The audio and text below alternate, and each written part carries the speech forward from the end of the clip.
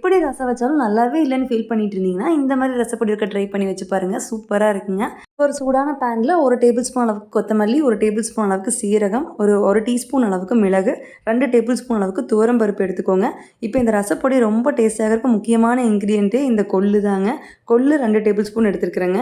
இதுதான் இந்த ரசப்பொடிக்கு ஒரு யூனிக்கான டேஸ்ட்டை கொடுக்க போது, ரொம்பவே ஹெல்த்தியும் கூட. இது கூடவே ஒரு 1/2 டீஸ்பூன் அளவுக்கு வெந்தயம் போட்டுக்கோங்க. கூடவே ஒரு 5, 6 பல் பூண்டை வந்து தோல் உரிக்காமல் லைட்டாக இடித்து வச்சுருக்கிறேங்க. இது ஒரு நல்ல ஃப்ளேவர் இருக்கும் இந்த ரசப்பொடிக்கு. இது கூடவே ஒரு 2 கொத்து அளவுக்கு கருவேப்பிலை இனிங்க வச்சுருக்கிறேன். அதையும் ஆட் பண்ணிக்கலாம்.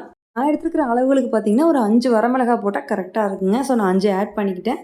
எல்லாத்தையும் தனித்தனியாக வறுக்கணும்னா இல்லைங்க. இது போல் ஒன்றா பேனில் போட்டு நல்லா மீடியம் ஃப்ளேமில் வச்சு நல்லா கலர் சேஞ்ச் ஆகிற அளவுக்கு வறுபட்டுக்கலாம். லைட்டாக ஃப்ரை பண்ணும்போதே பார்த்தீங்கன்னா, அப்படியே சூப்பராக அந்த ரசப்பொடியோட ஃப்ளேவர் வந்து நல்லா வீடு ஃபுல்லாக பரவிடும். இது போல் பொடி வந்து ரெடி பண்ணி வச்சுக்கிட்டிங்கன்னா, தினம் தினம் காலையில் ரசம் வைக்கும் போதெல்லாம் கொத்தமல்லி சீரகத்தை நுணுக்கிட்டு இருக்கணும்னு அவசியம் இல்லைங்க. டக்குனு 2 ஸ்பூன் எடுத்து போட்டு சூப்பராக செஞ்சுக்கலாம். இப்போ பாருங்கள் கலர் வந்து நல்லா சேஞ்ச் ஆயிடுச்சு.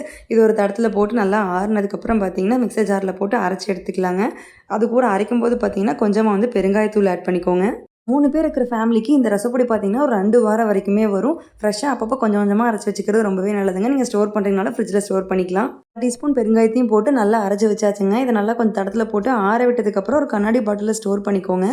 சுமாராக இருக்கிற ரசத்தை சூப்பராக ஆக்கிறதுக்கு ரசப்பொடி ரெடி ஆயிருச்சுங்க. கண்டிப்பாக நீங்கள் ட்ரை பண்ணி பாருங்கள். ஜஸ்ட் இப்போ வந்து புளி, தக்காளிலாம் போட்டு கரைச்சிட்டு வெங்காயம், மிளகா, கருவேப்பிலாம் போட்டு வதக்குனதுக்கப்புறம் 4, 5 பூண்டை மட்டும் தட்டி உள்ளே போட்டுக்கோங்க.